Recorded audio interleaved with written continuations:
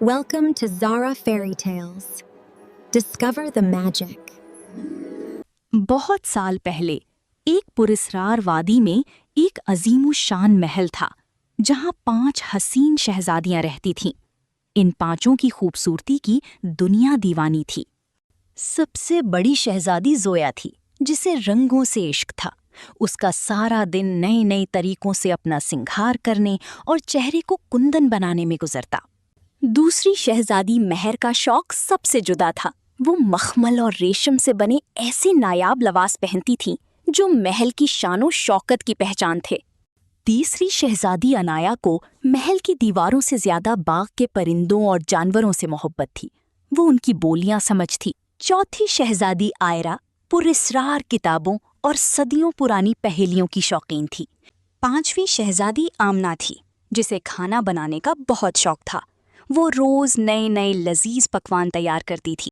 एक दिन दूर दराज के मुल्कों से 5 बहादुर शहजादे उनसे शादी की तमन्ना लिए महल पहुंचे। बादशाह ने उन्हें एक ऐसे कमरे में भेजा जहां हर तरफ बड़े बड़े आईने थे।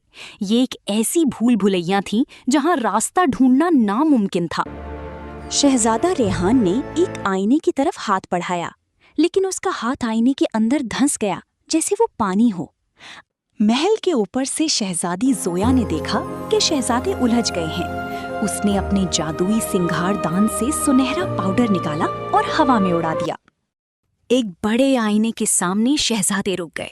उस पर कदीम ज़बान में कुछ लिखा था जिसे सिर्फ शहजादी आयरा ही समझ। शहजादी महर ने अपने कीमती लिबासों पर फख्र करते हुए रेहान की मेहनत को हकीर समझा। उसने रेहान के सादा लिबास का मजाक उड़ाया। अनाया, जो कभी परिंदों की तरह नर्म दिल थी, अब अपने ड्रैगन की ताकत पर इतराने लगी।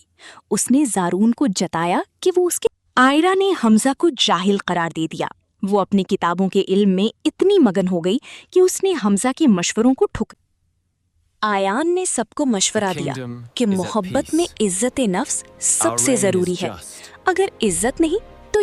रात के अंधेरे में जब शहजादियां अपने गुरूर के ख्वाब देख रही थीं, 5 शहजादों ने बगैर बताए महल छोड़ने का फैसला कर लिया। अगली सुबह जब शहजादियों की आंख खुली तो महल खाली था। कोई उनकी तारीफ करने वाला नहीं था, कोई उनका। धीरे धीरे शहजादियों को एहसास हुआ कि उनका हुनर और जादू शहजादों की मोहब्बत के बगैर बेरंग